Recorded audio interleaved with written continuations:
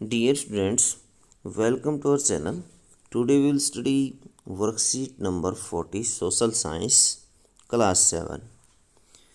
Topic है बच्चों मानव पर्यावरण अनोन्य क्रिया उष्ण कटिबंधीय एवं उपोष्ण प्रदेश।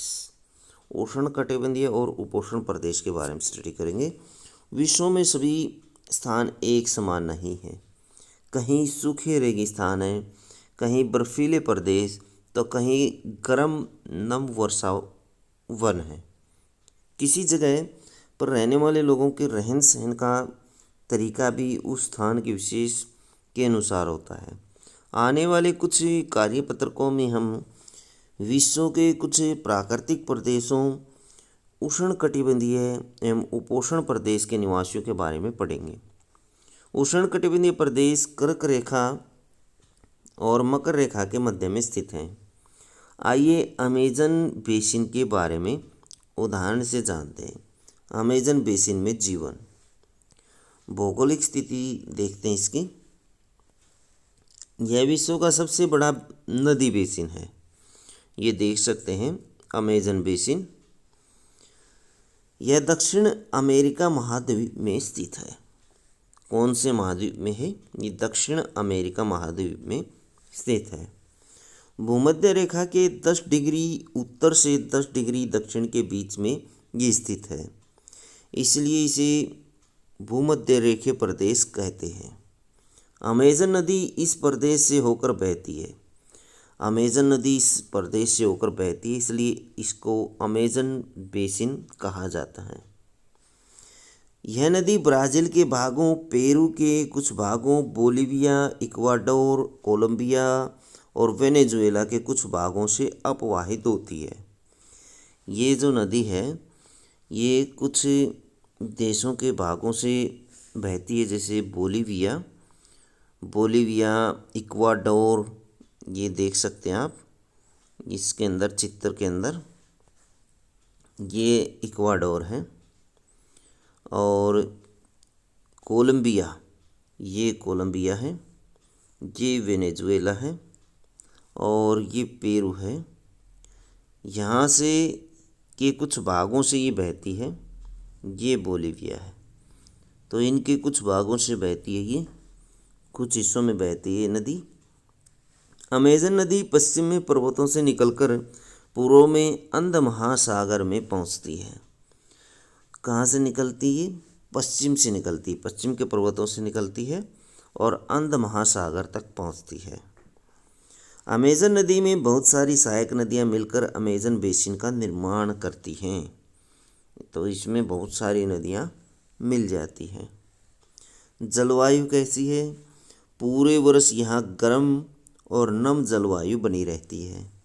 यहाँ का मौसम दिन और रात दोनों ही समय लगभग समान रूप से गर्म और आर्द्र रहता है। इस प्रदेश में लगभग प्रतिदिन वर्षा होती है, वह भी बिना किसी पूर्व चेतावनी के। दिन का तापमान उच्च रहता है और आर्द्रता भी उच्च होती है। रात के समय तापमान कम रहता है, लेकिन आर्द्रता वैसे ही बनी रहती है। ये आप चित्र में देख सकते हैं अमेजन नदी, अमेजन बेसिन। रोचक तथ्य देखिए इससे संबंधित। जब स्पेन के अन्वेषकों ने इस नदी की खोज की, तब सिर पर सुरक्षा कवच, हेड गियर एवं घास के स्कर्ट पहने कुछ स्थानीय आदिवासियों ने उन पर आक्रमण कर दिया। इन आक्रमणकारियों ने उन्हें प्राचीन रोमन साम्राज्य के अमेजोन्स नामक महिला योद्धाओं के आक्रामक समूह की याद दिला दी। इस प्रकार यहाँ का नाम अमेजन पड़ा। सहायक नदियाँ, यह छोटी नदियाँ होती हैं जो मुख्य नदी में मिलती हैं। यहाँ पर छोटी छोटी नदियाँ होती हैं जो मुख्य नदी में मिल जाती हैं। नदी बेसिन, मुख्य नदी अपनी सहायक नदियों के साथ जिस क्षेत्र में के पानी को बहाकर ले जाती है उसका बेसिन अथवा जल संग्रहण क्षेत्र कहा जाता है। उसको क्या कहा जाता है? जल संग्रहण या बेसिन क्षेत्र कहा जाता है। बेसिन का मतलब है जल को संग्रह कर लेना, जल को इकट्ठा कर लेना, अपने अंदर ले लेना। तो कुछ क्वेश्चन है इससे संबंधित। क्वेश्चन नंबर 1, उष्णकटिबंधीय प्रदेश का भौगोलिक विस्तार क्या है? तो इसका भौगोलिक विस्तार आप लिखेंगे, यहाँ का भौगोलिक विस्तार क्या है? तो ये आप विस्तार लिख सकते हैं, यहाँ की भौगोलिक स्थिति लिख सकते हैं। तो भौगोलिक स्थिति के अनुसार उष्णकटिबंधीय का इन्होंने पूछा, उष्णकटिबंधीय प्रदेश का भौगोलिक विस्तार जो है वो कर्क रेखा और मकर रेखा के मध्य में स्थित है। उष्णकटिबंधीय प्रदेश ये कर्क रेखा और मकर रेखा के बीच में स्थित है।